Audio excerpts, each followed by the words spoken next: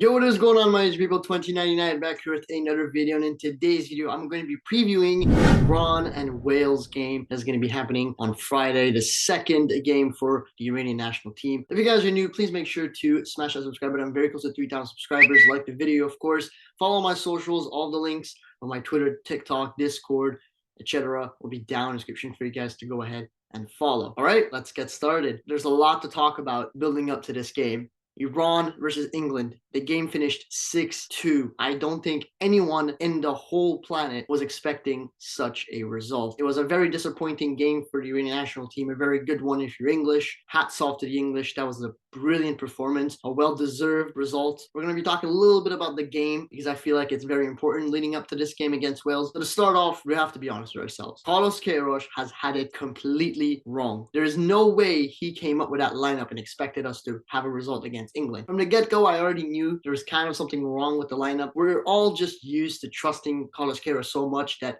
sometimes we don't question his tactics and lineups as much as we did with Skocic, for example. It's very important to add that players like Ruzbek, Cheshmi, listen, some people have opinions on him. He's just not good enough to be starting against a team with Harry Kane, Phil Foden, Bukayo Saka, and Raheem Sterling in front of you. I'm very disappointed in Carlos Queiroz for putting out such a lineup because it just wasn't a very good lineup. For an Iranian team that is known to be defensive, we conceded 6 goals. 6 goals. We were actually this close of having our worst ever defeat at a World Cup, but luckily Mehdi Taremi had 2 goals in him, which is still a little positive. I'm going to get into that in a bit. The defenders were just terrible. I think the only defender that was semi-decent was Sadr Moharrami, and even him, he didn't have a great game here. Alireza Jahanbakhsh, this was very disappointing. The whole team was disappointing except for Taremi and Golizadeh. Those are the only 2 players that actually did something for us. The rest, not so much. But moving on now to this Wales game, it is important to have this mindset of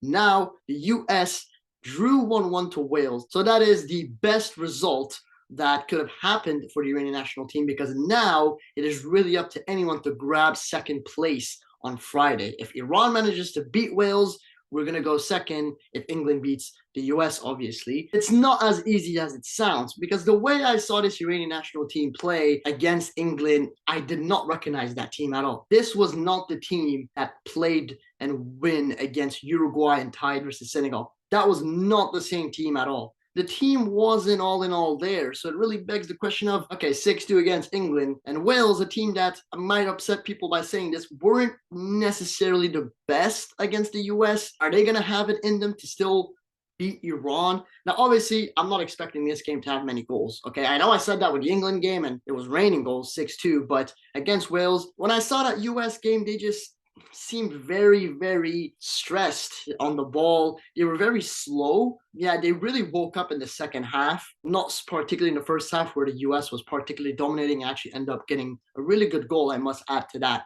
Will Iran be able to beat Wales? Certainly. But it all depends on how the tactics and lineup goes. I really hope Carlos Queiroz has seen what's wrong with his lineup, remove some of those players that don't deserve to be starting. Ali Karimi was not good enough. Cheshmi wasn't good enough. Remove those guys. Put in the players that we all know are capable enough to beat this Wales team. And don't play Jahanbakhsh at striker like you did.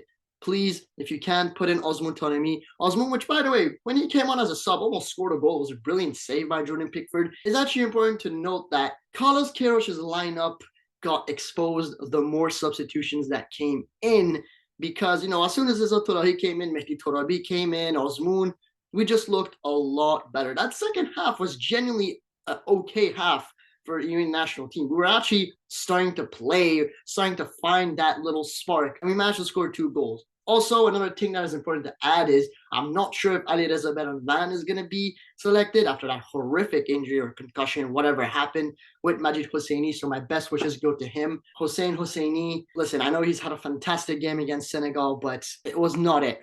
It was not it. It was not it. I know the defense is also part to blame, but there's a lot of things that need to be reconsidering. So I wouldn't be surprised if Carlos Queiroz drops Hosseini and starts Abid Zadeh if Baron Van wasn't to be fit. I'm confident that these players have what it takes to beat this Wales team. And to be quite honest, if you want to advance to the next stage, we have to beat this Wales team. Because if we get a tie, it's going to be very, very tough to get out of that group. And if we lose, obviously it's over. So we cannot afford to lose another game. It's all in the hands of the players now, and Carlos Queiroz's hands. I just pray to God he has a decent lineup out. Put in Azotolahi, put in Osmoon, put in Konani, all those players that you subbed at halftime. So yeah, that's pretty much it. I didn't really go in depth with the Wales team. I mean, there's not much to base off of apart from that US game. Both teams can win this. It's not going to be a one-sided game like with Iran and England, but it's a must-win for either of these teams if they want to advance to the group stage. Less pressure will be on Wales because they had a tie. I feel like the pressure is going to be on Iran. So yeah, that's going to be the end of today's video. If you guys, like I said, are new to the channel, please make sure to subscribe, like the video, follow my socials. Everything will be down in the description for you guys to follow. And may the best team win. I'll see you guys in the next one. Damn, I'm on red alert. Else you went up in the dirt.